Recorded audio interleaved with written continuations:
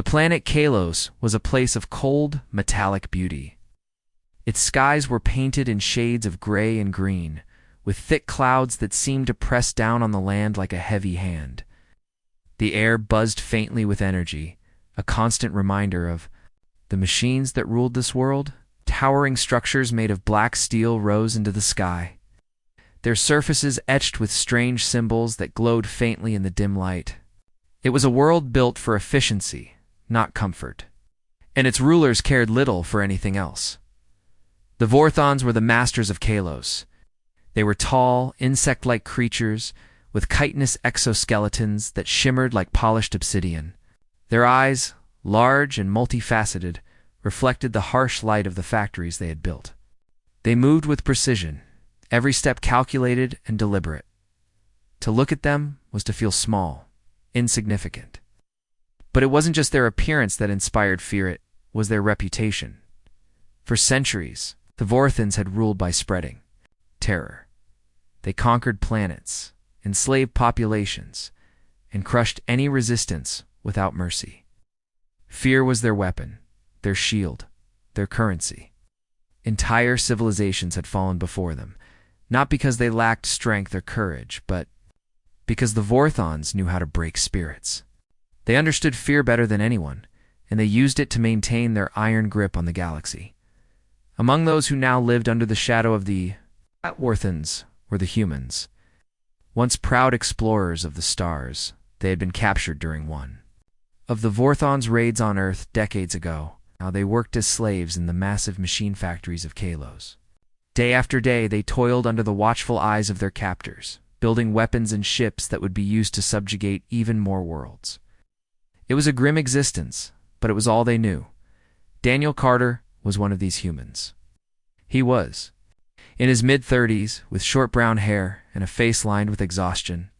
His hands were calloused from years of working with tools, and his body bore the scars of countless accidents. Despite the hardships, Daniel was known for his resourcefulness. He had a knack for fixing things, whether it was a broken machine or a faulty communication device. This skill had earned him a certain level of respect among his fellow prisoners, though it also meant he was often assigned the most difficult tasks. On this particular day, Daniel was repairing a damaged Vorthon warship. The ship had returned from a recent mission with several critical systems offline, and the Vorthians wanted it operational as soon as possible.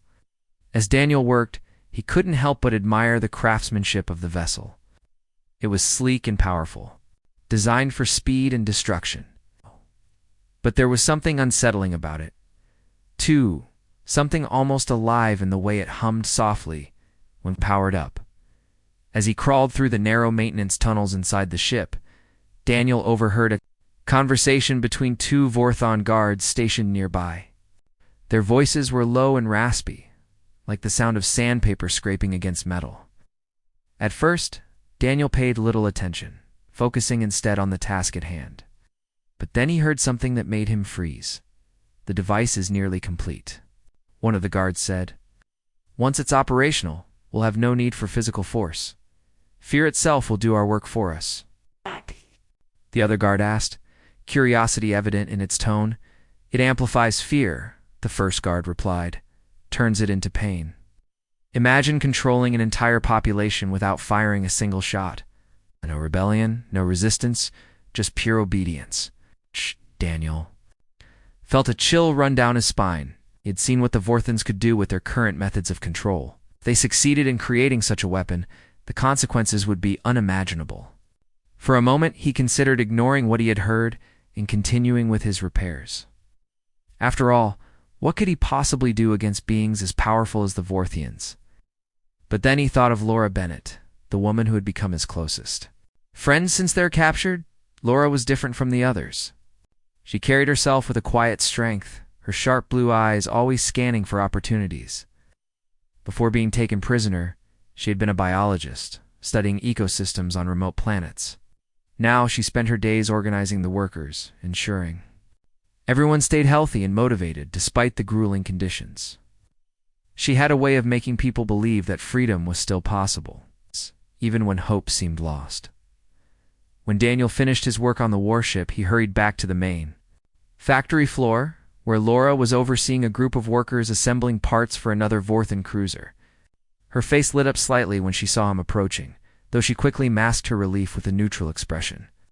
The Vorthons didn't tolerate displays of emotion, especially not among their slaves. "Did you hear me coming?" Daniel asked with a faint smile, trying to sound casual. "No," Laura replied, keeping her voice low. "But I've learned to recognize your footsteps." "What's wrong? You look like you've seen a ghost?" Daniel glanced around to make sure no one was listening. The factory was loud with the clanging of metal and the hissing of machinery, but paranoia was second nature to everyone here. When he was satisfied, they were alone. He leaned closer to Laura. "I overheard something while I was working on that warship," he whispered. "They're building some kind of weapon A device that amplifies fear, turns it into pain." Laura's eyes widened, but she quickly composed herself. "Are you sure?" "Yes," Daniel said firmly. "And if they finish it, we're done for.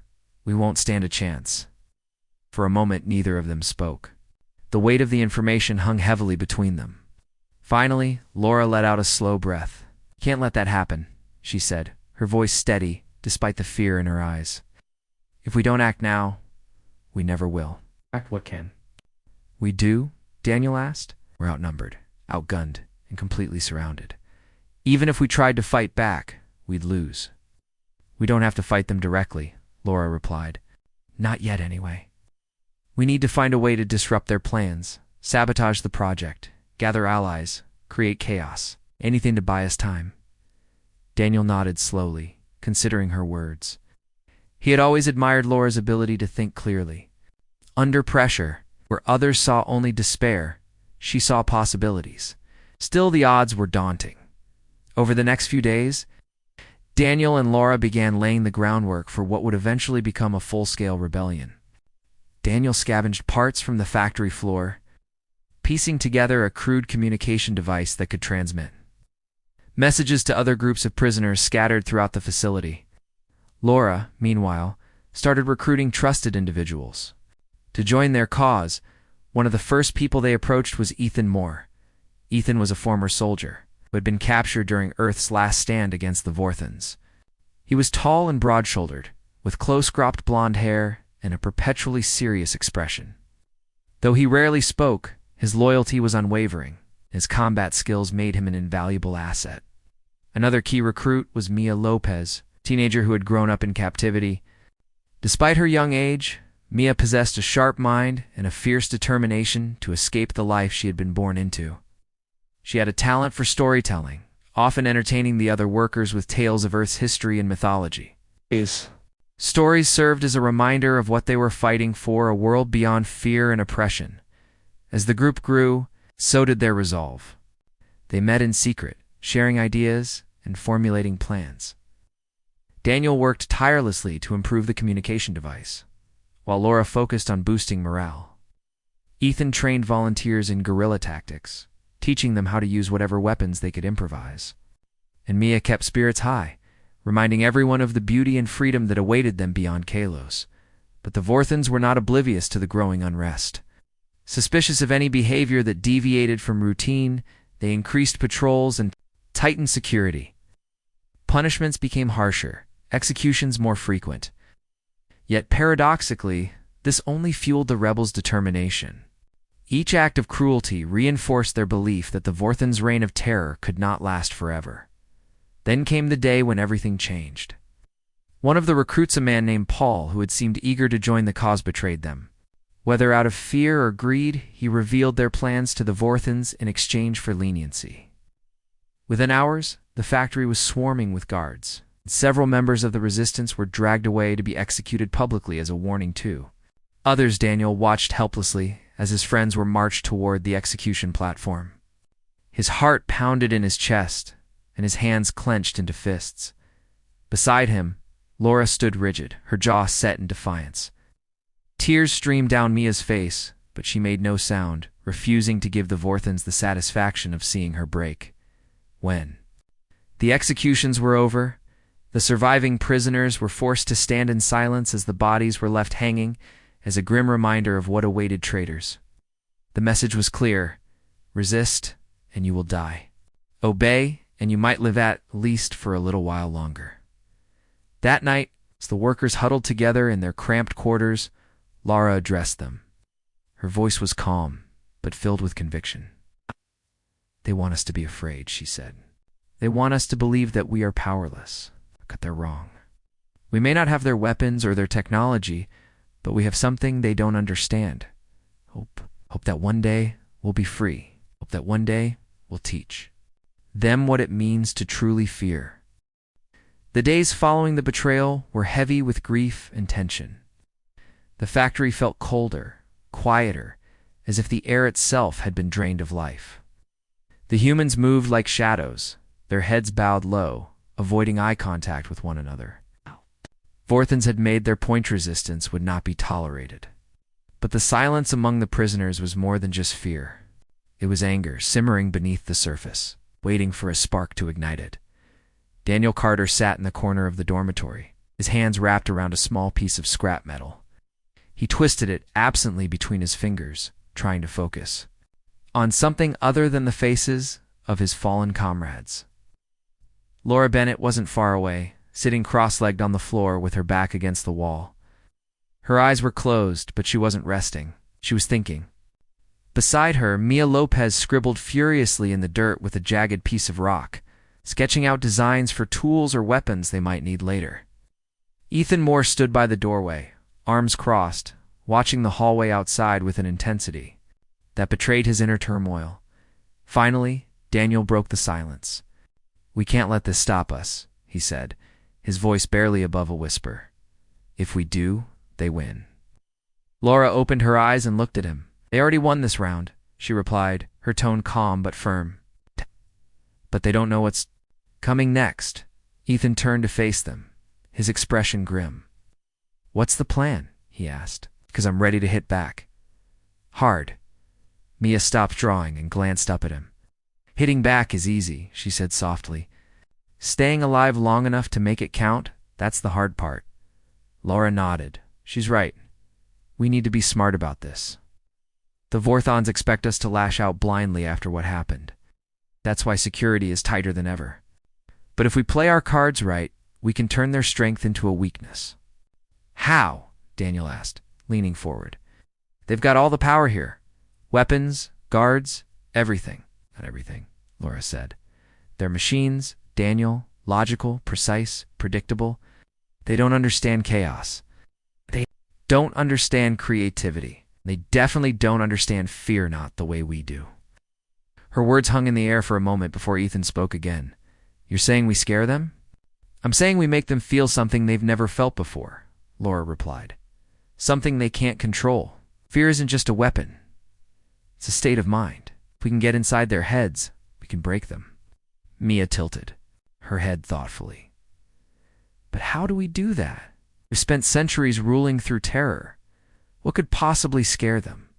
"That's where you come in," Laura said, looking at Mia. "You've always talked about Earth's myths and legends. Stories of monsters, ghosts, things that go bump in the night. Things even humans are afraid of. Imagine what those stories could do to creatures like the Vorthines." A slow smile spread across Mia's face. "You want me to create illusions?" she said. "Scare tactics." "Exactly," Laura said. "We'll use sound, light, anything we can find to trick their senses. Make them think there's something lurking in the shadows, something they can't fight or reason with. Something primal." Daniel frowned. "It sounds risky. What happens when they realize it's fake?" "They won't have time to figure it out," Laura said. "By then, we'll already be moving. Hitting targets, sabotaging systems, keeping them off balance. Every second they waste chasing ghosts is a second we gain." Ethan nodded slowly. "I like it. But we'll need more than just tricks. We'll need real action too." "That's where the communication device comes in," Daniel said, holding up the makeshift gadget he'd been working on. It was crude, cobbled together from spare parts scavenged from the factory floor. But it worked. Barely. "Once we start causing trouble, I can send signals to the other groups. Coordinate attacks, share intel. If we can get everyone working together, we might actually stand a chance." Laura smiled faintly. Good, then here's the plan. Mia, you focus on designing the illusions. Use whatever materials you can find. Projectors, speakers, mirrors, anything. Ethan, train a strike team to hit key locations, power grids, supply lines, anything that keeps this place running. Daniel, keep refining the communicator, and me. I'll rally the workers. Keep morale high, and make sure everyone knows their role. For the first time in days, there was a flicker of hope in the room. The four of them exchanged determined glances, each silently vowing to see this through, no matter the cost. Over the next several weeks, the Resistance worked tirelessly to prepare. Mia threw herself into creating the illusions, using her knowledge of Earth's folklore to craft terrifying visions. She designed holographic projections of monstrous creatures, hybrids of human and animal forms, with glowing red eyes and razor-sharp teeth. She also recorded eerie sounds, whispers, growls, screams, all layered together to create an unsettling auditory landscape. When tested, the effects were chilling. Evan, the humans found themselves shivering, despite knowing it was fake. Ethan, meanwhile, trained a small but dedicated group of volunteers in guerrilla tactics. He taught them how to move quietly, strike quickly, and disappear without a trace. Using makeshift weapons fashioned from scraps of metal and discarded tools, they practiced ambushes and sabotage techniques. Ethan drilled them relentlessly, pushing them to their limits until they operated like a well-oiled machine. Daniel continued refining the communication device, adding range and stability. It wasn't perfect, tight, still fizzled out occasionally, but it was good enough to send basic messages across the facility. He also rigged it to broadcast static interference, which could disrupt the Vorthon surveillance systems temporarily. Laura took on the most challenging task of all, rallying the workers. Many of them were still reeling from the executions, reluctant to risk their lives again so soon. But Laura refused to give up. She moved from group to group, speaking softly but passionately.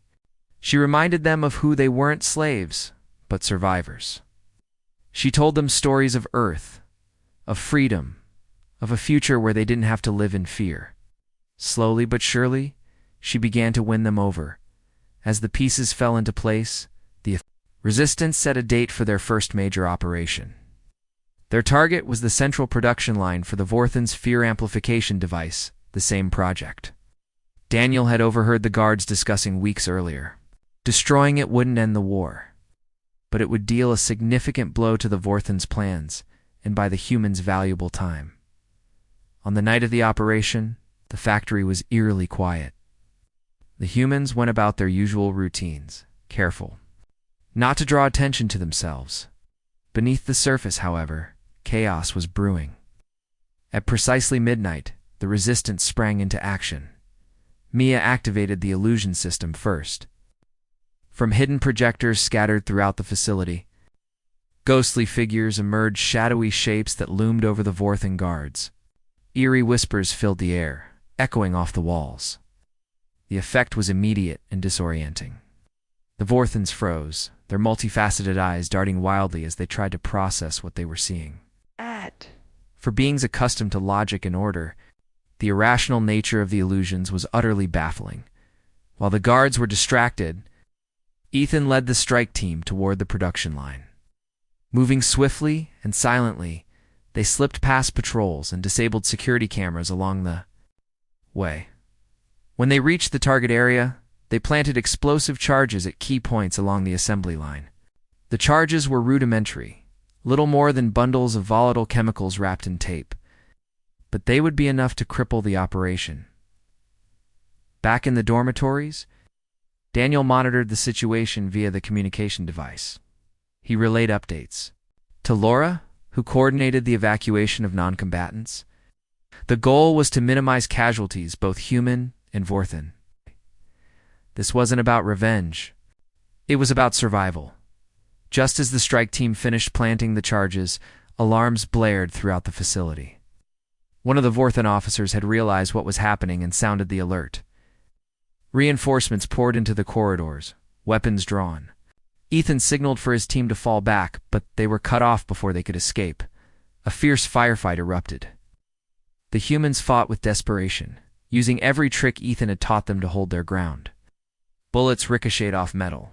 Walls and the air grew thick with smoke.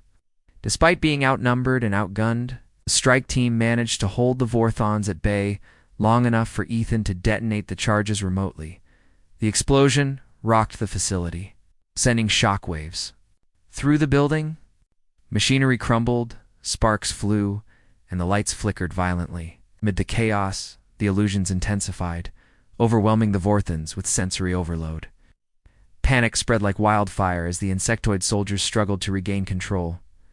In the aftermath, the humans regrouped in the safety of the dormitories. Exhausted but triumphant, they watched as the Vorthons scrambled to contain the damage. The production line was destroyed, and the fear amplification device was nothing more than a pile of twisted metal. But the victory came at a cost. Members of the strike team had been captured during the retreat, and their fate was uncertain. Still, the resistance knew they had struck a critical blow. For the first time, they had shown the Vorthons that they weren't invincible. As dawn broke over Kalos, Laura addressed the survivors. "This is just the beginning," she said, her voice steady, despite the fatigue etched on her face. "They thought they could rule us forever. But now they know." The explosion had shaken the entire facility, its echoes reverberating through the cold, metallic halls of the factory. Smoke hung thick in the air, curling around broken machinery and shattered walls. The humans huddled together in the dormitories, their faces streaked with dirt and sweat, but their eyes gleamed with a mix of triumph and exhaustion. They had done it. They had struck back at the Vorthons. For the first time in years, they felt a flicker of control over their fate. But the celebration was short-lived. Outside, the Vorthons were regrouping. Their initial confusion had given way to anger, and now they moved with purpose, sweeping through the factory like a storm. The illusion system that Mia had created still lingered, casting eerie shadows and filling the air with haunting sounds. Yet even as the Vorthons flinched at these phantoms, their discipline began to reassert itself. Commanders barked orders, organizing search parties and tightening security. It wouldn't take long for them to realize the true extent of the damage and who was responsible. Daniel Carter sat on the floor of the dormitory, his hands trembling slightly as he adjusted the communication device. It patched into the Vorthon surveillance network, listening to fragments of their conversations. What he heard wasn't encouraging. The Vorthons weren't just angry, they were determined. They spoke of tracking down every human involved in the sabotage of making an example of them. Punishment would be swift and brutal. "We need to move," Daniel said, glancing up at Laura Bennett. His voice was low but urgent. "They're coming for us." Laura nodded, her expression grim. She had been expecting this. The attack on the production line had been a success, but it had also exposed their hand. The resistance could no longer afford to sit idle. If they wanted to survive, they needed to act quickly and decisively. "Ethan," she called out, turning to the tall, broad-shouldered man standing near the doorway. "How many of us can fight?" Ethan Moore hesitated, scanning the room. There were fewer people here than before the raidsome had been captured, others injured or killed. Still, those who remained were determined. "Maybe 30, he said finally. 40 if we count everyone willing to hold a weapon. It's not enough," Daniel muttered under his breath. "Not against the numbers they'll throw at us. Doesn't have to be about numbers," Laura replied sharply. "It's about strategy. We hit them where it hurts most. Their command structure, without leadership, they'll fall apart." Mia Lopez, who had been quietly fiddling with one of her projectors, looked up. "You mean Zerk?" she said softly. The name sent a ripple of unease through the room. Commander Zerk was the highest-ranking Vorthon officer in the facility at Towering, an armored figure known for his ruthlessness. He was the one who enforced order, who crushed rebellions without hesitation. To challenge him directly seemed suicidal. "Yes," Laura said, meeting Mia's gaze. "If we take out Zerk, we send a message. Not just to the Vorthons here, but to all of them. That humanity isn't afraid anymore." Ethan frowned. "Even if we manage to get close to him, how do we kill something like that?" "Look at him, he's practically a tank." "We don't kill him," Laura said. "We trap him. Use the illusions to confuse him, draw him into a vulnerable position. Then we strike. The plan was risky, almost reckless, but none of them could deny the logic behind it. Taking out Zerk wouldn't win the war, but it would weaken the Vorthan's grip on the facility and give the humans a chance to organize further. Preparations began immediately. Mia worked tirelessly to enhance the illusion system, adding new layers of complexity to the holograms and soundscapes. She programmed the projectors to create specific scenarios: walls closing in, floors collapsing, creatures lunging from the darkness, all designed to disorient and terrify. Ethan trained the remaining fighters, drilling them on how to use the chaos to their advantage. Meanwhile, Daniel continued monitoring the Vorthan communications, searching for any clue about Zerk's movements. Laura took charge of rallying the workers. She knew morale was fragile after the losses they'd suffered during the raid. Some of the humans were questioning whether continuing the fight was worth it. Laura addressed them directly, speaking in a calm but firm voice. "I know you're scared," she said, standing atop a pile of crates so everyone could see her. "I am too, but fear isn't what defines us. What defines us is how we respond to it. Do we let it paralyze us? Do we use it to push forward, to fight for something better?" Her words resonated with the crowd. Slowly, murmurs of agreement spread through the room. People began volunteering for tasks, offering whatever skills they had to support the mission. Even those too old or young to fight pitched in, helping to gather supplies or tend to the wounded. As the hours passed, tension mounted. The Vorthons were closing in, their patrols growing more frequent and aggressive. Several times, guards stormed into the dormitories, dragging away suspected rebels for interrogation. Each time, the humans held their ground, refusing to betray their comrades. It was a testament to the unity they had forged, however fragile it might be. Finally, the moment came. Daniel intercepted a transmission detailing Zerk's itinerary. The commander was planning to inspect the damaged production line personally, likely to assess the situation and identify those responsible. It was the opportunity they had been waiting for.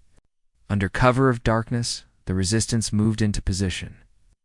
Mia set up her projectors along the route Zerk was expected to take, hiding them carefully among the wreckage. Ethan led the strike team to a nearby maintenance tunnel, positioning them to ambush the commander once he entered the trap. Laura stayed behind to coordinate the operation via Daniel's communicator, ensuring everyone remained synchronized. When Zerk arrived, flanked by a squad of heavily armed guards, the illusion system sprang to life. Holographic flames erupted around him, licking at his armored legs. Shadows twisted and writhed, forming grotesque shapes that reached toward him. Eerie whispers filled the air, echoing his name in distorted tones. For a moment, even the mighty commander faltered, his multifaceted eyes darting wildly as he tried to make sense of the chaos. "Hold your positions," Zerk barked, raising a clawed hand to steady his troops. But the illusions only grew worse. The ground beneath them seemed to crack open, revealing a chasm filled with glowing red light. One of the guards stumbled backward, firing blindly into the void. Another screamed, clutching at his head as though trying to block out the phantom voices, seizing the moment.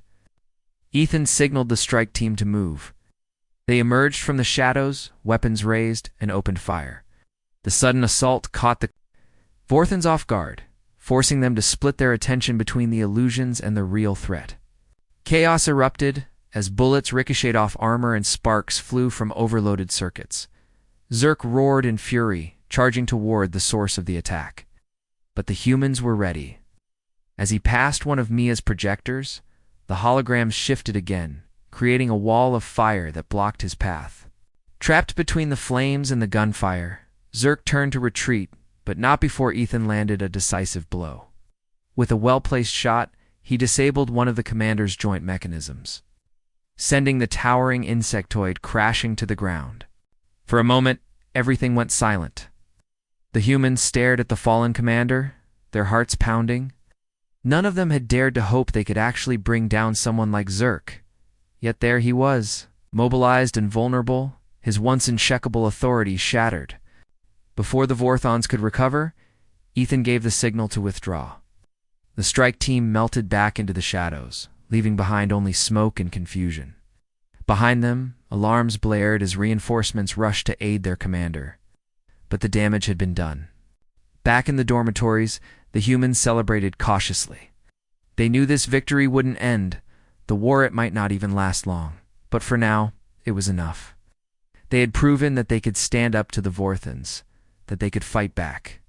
And perhaps most importantly, they had shown themselves that they were capable of more than just survival. They were capable of resistance. Laura stood at the center of the group, watching as people embraced one another, tears streaming down their faces. She felt a swell of pride, tempered by the knowledge that the battle was far from over. Turning to Daniel, she said quietly, "This changes everything." He nodded, his expression somber. "Yeah, now they know we're not going to back down." Outside, the skies of Kalos darkened as clouds gathered overhead. Thunder rumbled in the distance, a fitting backdrop to the storm brewing within the factory. The humans may have won this round, but the Vorthons wouldn't rest until they reclaimed control. The rebellion had only just begun. The aftermath of the ambush on Commander Zerk spread like wildfire through the factory. The Vorthines were in disarray, their usual precision replaced by frantic scrambling. For the first time, cracks appeared in their ironclad rule. Guards shouted orders at each other, their voices sharp with panic. Patrols doubled in size, sweeping every corner of the facility with brutal efficiency. Yet, despite their efforts, they couldn't find the humans responsible for the attack. The resistance had vanished into the shadows, leaving behind only chaos and unanswered questions. Inside the dormitories, the humans celebrated quietly but cautiously. They knew better than to let their guard down. While taking down Zerk had been a monumental achievement, it wasn't enough to break the Vorthons' hold entirely. If anything, it would only make them angrier and more dangerous. But for now, there was a sense of pride, a feeling that they had finally struck back in a meaningful way. It gave them hope, fragile as it was, that maybe, just maybe they could win. Laura Bennett sat cross-legged on the floor, her eyes scanning the room. Around her, people whispered excitedly about what they had accomplished. Ethan Moore leaned against a wall, cleaning his makeshift weapon while keeping one ear tuned to the hallway outside. Daniel Carter tinkered with the communication device, making adjustments to ensure it stayed operational. Mia Lopez sat nearby, sketching new designs for illusions on a scrap of metal with a sharp piece of rock. Despite the exhaustion etched on their faces, there was a spark of determination in everyone's eyes. "We can't stop now," Laura said suddenly, breaking the quiet hum of conversation. Her voice carried across the room, drawing everyone's attention. "What we did to Zerk, that was just the start. We've shown them we're not afraid anymore, but if we don't keep pushing, they'll crush us." Ethan nodded grimly. "They'll come after us harder than ever, probably sooner than we think. Then we hit them before they recover." Laura replied firmly, "We've got momentum on our side. Let's use it." Daniel looked up from his work. "How? They've already tightened security. Getting anywhere near another key target is going to be almost impossible." "That's why we don't go after another key target," Laura said, her tone steady. "Not directly, anyway. Instead, we spread fear among them. Make them think we're everywhere, watching, waiting, force them to divide their forces." Mia tilted her head thoughtfully. "You mean create diversions?" "Exactly," Laura said. "We use your illusions to make them chase ghosts. While they're distracted, we strike where it hurts most their supply lines. Without food, fuel, or ammunition, even the Vorthans will struggle to keep this place running." The plan made sense, but it was risky. Diverting resources to multiple fronts meant stretching themselves thin. Still, no one argued. They all knew that doing nothing was no longer an option. Over the next few days, the resistance put Laura's strategy into action. Mia worked tirelessly to expand the illusion system, setting up projectors in hidden locations throughout the facility. She programmed them to activate randomly, creating unpredictable bursts of terror. Holographic monsters roamed the halls, their glowing eyes piercing the dim light. Eerie whispers echoed off the walls, mimicking the cries of dying comrades. To the Vorthans, it seemed as though the entire factory had become haunted. At the same time, Ethan led small teams of fighters to sabotage critical infrastructure. They targeted storage areas, cutting power to sections of the factory and contaminating supplies of food and water. In one daring raid, they managed to disable a fuel pipeline, causing a massive explosion that sent flames shooting high into the air. The Vorthons scrambled to contain the damage, deploying guards to secure what remained of their resources. Meanwhile, Daniel monitored the situation using the communication device. He relayed updates to Laura, who coordinated the attacks from the dormitories.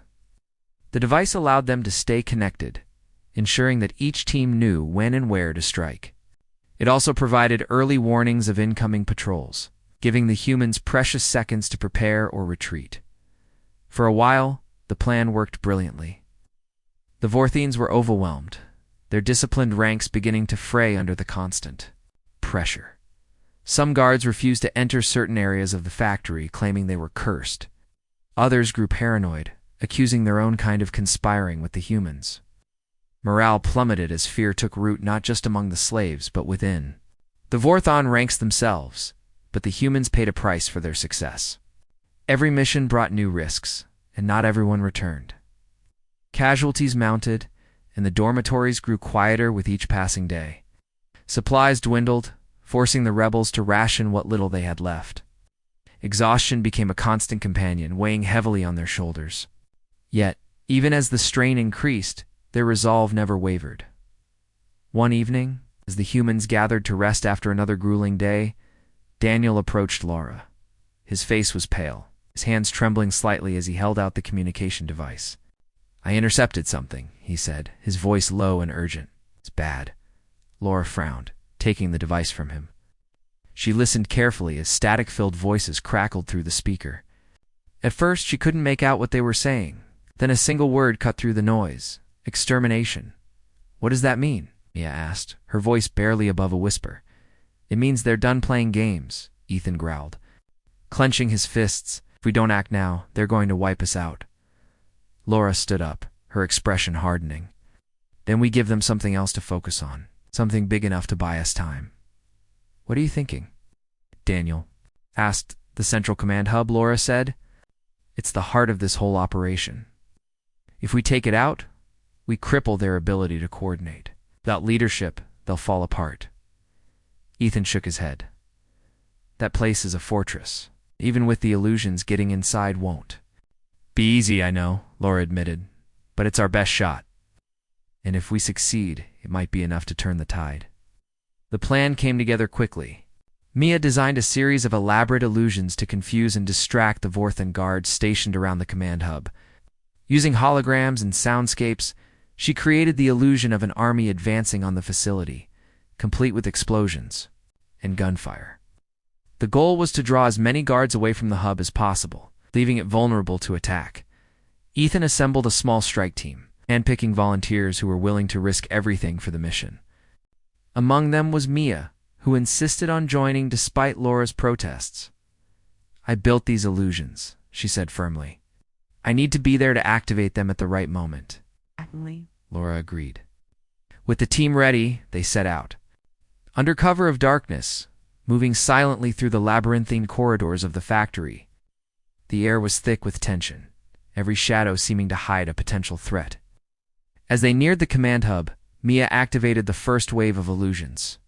A deafening roar echoed through the halls, followed by the sight of a massive creature charging toward the guards. Chaos erupted as the Vorthons fired wildly at the phantom, their discipline crumbling under the weight of pure terror. Seizing the opportunity, Ethan led the strike team forward. They slipped past the distracted guards and entered the command hub, finding themselves in a vast chamber filled with glowing control panels and humming machinery.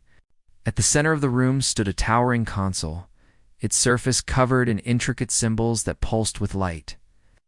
This was the nerve center of the entire facility and their ultimate target.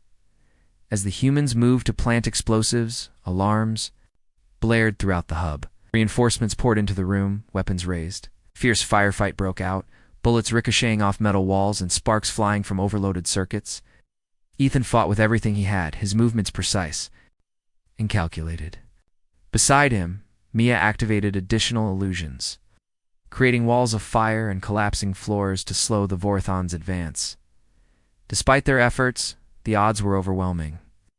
One by one, members of the strike team fell, until only Ethan and Mia remained, cornered and outnumbered. They exchanged desperate glances. There was no way out. "Do it," Ethan said, nodding toward the console. "Blow the charges." Mia hesitated, tears streaming down her face. "What about you?" "I'll hold them off," Ethan replied, his voice steady despite the fear in his eyes. "Go." With a final glance, Mia sprinted toward the exit, activating the detonator as she ran. Behind her, Ethan stood his ground, firing until his weapon clicked empty.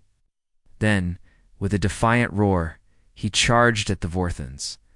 Buying Mia the precious seconds she needed to escape, the explosion rocked the facility, sending shockwaves through the building. Lights flickered and died, plunging the command hub into darkness. When the dust settled, the humans emerged from hiding, their hearts heavy with loss, but filled with renewed determination. The Vorthons' grip on the factory had been severely weakened, and for the first time, true hope began to take root. As Laura addressed the survivors, her voice rang out with quiet strength. "This isn't over," she said. "But tonight we showed them what humanity is capable of. Together, we'll finish what we started." And with that, the rebellion pressed on, united by a shared purpose and an unyielding belief in the possibility of freedom. The destruction of the Central Command Hub marked a turning point for the humans. The Vorthines, once an unstoppable force, now stumbled blindly through the chaos they had created. Without their nerve center to coordinate defenses, patrols became erratic, and orders were delayed or ignored altogether. For the first time in decades, the humans saw cracks in the foundation of the empire that had ruled them with such merciless precision. But victory came at a steep price. Ethan Moore's sacrifice weighed heavily on everyone. His final stand had inspired awe and grief in equal measure, a reminder of the cost of freedom. Mia Lopez, who had barely escaped the explosion with her life, carried the weight of survivors' guilt. She spent hours alone in the dormitories, staring at the makeshift detonator she had used to bring down the hub. Daniel Carter tried to comfort her, but words felt hollow in the face of such loss. Laura Bennett, too, felt the burden of leadership pressing down on her. Every decision she made could mean life or death for those who trusted her, and the responsibility was overwhelming. Still, the rebellion couldn't afford to pause. The humans knew that the Vorthons would regroup eventually. Even without their command structure, the insectoid overlords still held the advantage in numbers and firepower. If the humans wanted to survive, even ultimately triumph, they needed to keep the momentum going. They had struck fear into the hearts of their oppressors, but fear alone wasn't enough. It was time to turn that fear into action. Laura gathered the remaining rebels in the largest dormitory. The room was dimly lit, the flickering light from a single overhead bulb casting long shadows across the walls. Faces turned toward her, some hopeful, others weary, all waiting for direction. She took a deep breath before speaking, her voice steady, despite the exhaustion in her eyes. "We've shown them we can fight back," she began. "But if we stop now, everything Ethan gave his life for will be wasted. We need to finish what we started." Daniel nodded, stepping forward to address the group. "The Vorthons are fractured right now. Their systems are down, their leaders scattered. This is our chance to strike deeper too, hit them where it hurts most." Mia finally looked up, her expression resolute. "What do you have in mind?" "Their ships," Daniel said simply. "If we take out their fleet, we cut off their ability to reinforce this planetor escape when things go south." Ethan's plan had been bold, but targeting the Vorthon fleet was even more audacious. The ships were housed in a massive hangar on the outskirts of the factory complex, guarded by automated turrets and elite soldiers. Breaking in would require not just courage, but ingenuity and a lot of luck. Laura outlined the strategy. We'll split into two teams. One team will create diversions near the main factory to draw attention away from the hangar. The other Team will infiltrate the shipyard and sabotage as many vessels as possible. Sabotage how? Someone asked from the crowd. Explosives, Ethan replied grimly. We plant charges on the engines, fuel lines, anything critical. When we pull the trigger, the whole place goes up in flames. The humans exchanged uneasy glances. The plan was risky, almost suicidal, but no one argued. They had come too far to back down now. Preparations moved quickly. Mia worked tirelessly to enhance the illusion system, designing new holograms and soundscapes to confuse the Vorthans during the diversionary attacks. Her hands trembled as she programmed the projectors, but her focus never wavered. Daniel scavenged materials from the wreckage of the command hub to build more explosives, teaching volunteers how to handle them safely. Laura coordinated logistics, ensuring each team knew their role and timing down to the second. As the day of the operation approached, tensions ran high, sleep was scarce, and nerves frayed under the constant threat of discovery. Guards patrolled the corridors more frequently than ever, their weapons drawn and their movements jittery. The humans stayed hidden, biding their time, praying that the Vorthons wouldn't uncover their plans before they were ready. Finally, the moment arrived. Under cover of darkness, the diversionary team launched their attack. Mia activated the illusion system, flooding the factory with visions of monstrous creatures and collapsing walls. The sounds of screams and explosions filled the air, disorienting the Vorthans and drawing their attention away from the hangar. Chaos erupted as guards fired wildly at phantoms, their discipline crumbling under the relentless assault. Meanwhile, the infiltration team, including Laura, Daniel, and a handful of trusted fighters, made their way toward the shipyard. Silently through maintenance tunnels, they avoided patrols and disabled security cameras along the way. When they reached the hangar, they found it eerily quiet, the only sound the low hum of dormant engines. Rows of sleek black warships stretched before them, their surfaces gleaming faintly in the dim light. "This is it," Laura whispered, her voice tight with anticipation. "Let's make it count." The team split up, planting explosives on key components of the ships.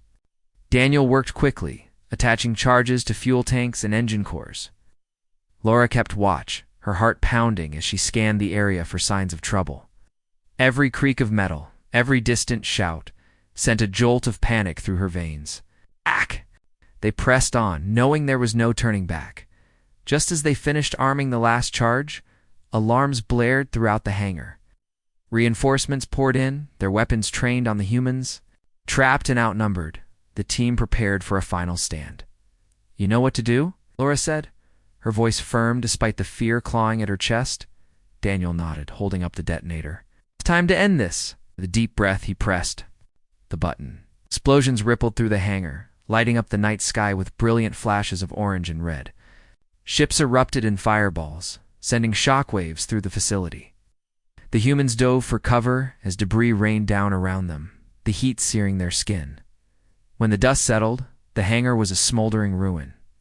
The Vorthan fleet lay in pieces, its once mighty vessels reduced to twisted metal and ash. The infiltration team emerged battered but alive, their faces streaked with soot and sweat. They had succeeded, but the battle was far from over. Back in the factory, the diversionary team fought desperately to hold their ground. The illusions had bought them precious time, but the Vorthans were closing in. Casualties mounted as the humans struggled to retreat, their ranks thinning with each passing minute. By the time Laura and her team returned, the situation was dire. "We need to get out of here," Daniel said urgently. "They're bringing everything they've got against us." Laura shook her head. "Not yet. Not until we've broken them completely." Her determination inspired the others to rally one last time. Using the chaos of the burning hangar as cover, they launched a counterattack, pushing the Vorthons back with a combination of guerrilla tactics and sheer desperation. Slowly but surely, the tide began to turn. By dawn, the factory was theirs. The Vorthans had withdrawn, retreating to whatever safe havens remained on Kalos. Humans stood amidst the wreckage, their bodies battered but their spirits unbroken. They had done the impossible. They had driven their oppressors from the very heart of their domain. As the sun rose over the horizon, painting the sky in hues of gold and crimson, Laura addressed the survivors. Her voice was hoarse but filled. "With resolve, this isn't the end," she said. "There are still Vorthans out there, still planets under their control. But today, we proved something important, not just to them, but to ourselves. We proved that humanity is stronger than fear, stronger than despair, and as long as we stand together, nothing can break us." Cheers erupted from the crowd, echoing through the ruined factory. For the first time in years, the humans allowed themselves to dream of a future beyond captivity, a future where they were free. The victory at the factory was more than just a win. It was a spark that ignited a fire across Kalos. Word of the humans' rebellion spread quickly, carried by whispers and quiet signals among the enslaved populations scattered throughout the planet. For years, the Vorthons had ruled with an iron grip, but now cracks were forming in their empire. The humans had shown that resistance wasn't just possible, it could succeed. In the days following the destruction of the hangar, Laura Bennett and her team worked tirelessly to consolidate their gains. The factory, once a symbol of oppression, had become a stronghold for the rebellion. Survivors from other parts of the facility poured in, bringing news of uprisings in distant sectors. The Vorthans, disorganized and demoralized, struggled to contain the growing unrest. Their fear-based tactics, once so effective, now seemed hollow in the face of humanity's determination. Daniel Carter spent hours repairing and upgrading the communication device, using it to coordinate with rebels in other locations. Static-filled transmissions. He pieced together reports of sabotage operations targeting Vorthan supply depots, transport routes, and even smaller outposts. Each success boosted morale, proving that the rebellion was spreading far beyond the walls of the factory. Mia Lopez, still haunted by the loss of Ethan and the sacrifices made along the way, threw herself into creating new illusions. These weren't just tools for combat anymore, they became symbols of hope. Holograms of Earth's blue skies and green forests flickered to life in the dormitories, reminding everyone what they were fighting for. Her work inspired others to share stories of their homeworlds, keeping alive the dream of freedom. But as the rebellion grew stronger, so did the dangers. The Vorthans, desperate to regain control, launched brutal counterattacks. Entire groups of rebels were wiped out in surprise assaults, their bodies left as warnings to others. Supplies dwindled. Injuries mounted, and exhaustion gnawed at everyone. Yet, despite the mounting challenges, the humans refused to give up. They had tasted freedom, however fleeting. They would not let it slip away. One evening, as the humans gathered in the main hall of the factory, Laura stood before them. Her face was pale, her body weary, but her eyes burned with resolve. She held up a small, battered map of Kalos, its edges frayed from constant use. "This is our chance," she said, her voice steady, despite the fatigue in her tone. "The Vorthans are weak. Their fleet is gone, their command structure shattered. But they still have one last stronghold, their central citadel. If we take that, we break them for good." A murmur rippled through the crowd. The citadel was a fortress unlike any other, protected by impenetrable walls and advanced defenses. Attacking it head-on would be suicide. But Laura wasn't suggesting a direct assault. "We won't fight them on their terms," she continued. "We'll use everything we've learned, every trick, every illusion, every bit of courage we have. We'll make them doubt themselves, turn their own fears against them. And when the time comes, we'll strike." The plan was ambitious, almost reckless. It involved coordinating multiple teams across vast distances, each tasked with hitting key targets around the citadel to weaken its defenses. Daniel would oversee communications, ensuring everyone stayed synchronized. Mia would lead a group responsible for deploying illusions, creating chaos within the citadel itself. Ethan's sacrifice had taught them the value of selflessness. And now, it was their turn to embody that spirit. As preparations began, the humans worked with a sense of urgency. Weapons were crafted from scrap metal, ammunition rationed carefully. Volunteers trained relentlessly, memorizing routes and strategies. Even those too young or old to fight contributed, gathering food, tending to the wounded. or crafting makeshift disguises to help infiltrators blend in. On the night of the operation, the air buzzed with tension. Teams moved silently through the darkness, their footsteps muffled by the hum of machinery and the distant rumble of explosions. Laura led the main assault force, her heart pounding as she approached the outer perimeter of the citadel. Around her, the landscape was eerily quiet, the silence broken only by the occasional bark of a patrol dog or the clatter of armor.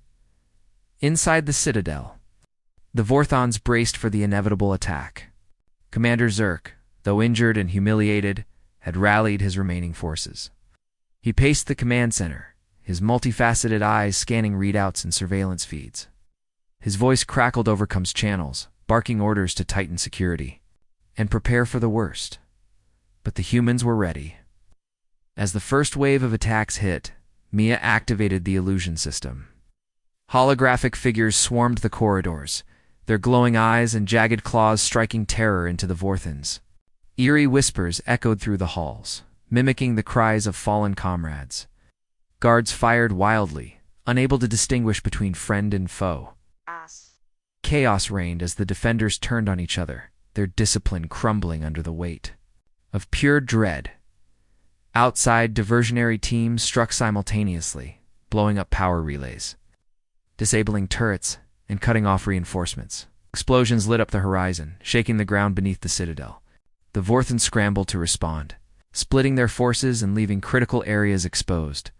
Seizing the opportunity, Laura led her team through a hidden maintenance tunnel, emerging inside the citadel undetected. They moved swiftly, planting explosives on support pillars and vital systems. When the charges detonated, the entire structure shuddered, sending chunks of debris raining down. Alarms blared and panic spread like wildfire. In the command center, Zerk roared in fury, rallying his elite guards for a final stand. But the humans were relentless. Fueled by desperation and hope, they fought with everything they had. Bullets ricocheted off walls, sparks flew from overloaded circuits, and the air grew thick with smoke and ash. Finally, Laura found herself face to face. With Zerk, the towering insectoid commander, loomed over her, his armored exoskeleton gleaming in the flickering light. For a moment, fear gripped her, but then she remembered Ethan, Mia's illusions, Daniel's ingenuity, and all the sacrifices that had brought them here. With a defiant cry, she lunged forward, striking at Zerk with every ounce of strength. She had left. The battle was fierce, but Laura's determination gave her an edge. Using the chaos around them to her advantage, she dodged his attacks and struck at weak points in his armor. Finally, with one last desperate effort, she landed a decisive blow, sending Zerk crashing to the ground. The mighty commander let out a guttural roar before falling silent, his multifaceted eyes dimming as the life drained from him. As Zerk fell, so did the Vorthons' resolve. Without their leader, the remaining soldiers surrendered or fled, abandoning the citadel to its fate. The humans pressed on, securing the facility and dismantling the Vorthons' control systems. By dawn, the citadel was theirs. When the dust settled, the humans emerged victorious. The Vorthons' reign of terror was over, their empire reduced to ruins. Across Kalos, celebrations erupted as enslaved populations rose up to reclaim their freedom. Factories once used to build weapons of war were repurposed to create tools for rebuilding. Dormitories transformed into homes, filled with laughter and music for the first time in decades. Laura stood atop the steps of the citadel, looking out over the crowd. Beside her, Daniel adjusted the communication device one last time, broadcasting a message to all corners of the galaxy. To anyone still suffering under the Vorthons' rule, you are not alone. Humanity stands with you. Together we will end this nightmare. Mia smiled faintly, clutching a sketchpad filled with designs for a better future. Her illusions had served their purpose, but now she dreamed of creating something real, something beautiful. As the sun rose over Kalos, casting golden light across the scarred landscape, Laura spoke softly to herself. We taught them dread. She murmured, But now, we have to teach ourselves courage. And with that, the humans began the long journey toward healing, unity, and freedom, testament to the resilience of the human spirit.